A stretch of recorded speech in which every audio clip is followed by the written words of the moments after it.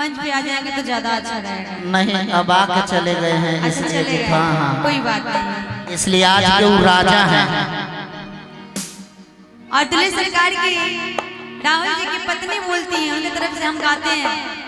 ये तो भाव हर किसी का रहता है जो हमारी लड़की रहती है कि जैसन सोचले रहनी वैसन पियवा मोर बारे, अरे सावर न गोर बारे हो।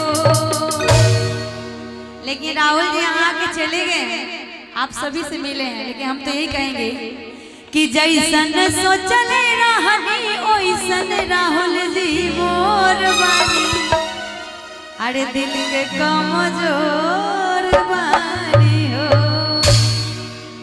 कैसे बाकी सबसे मिले खातिर उनका हमारे राहुल भाई दिल के कमजोर नहीं है।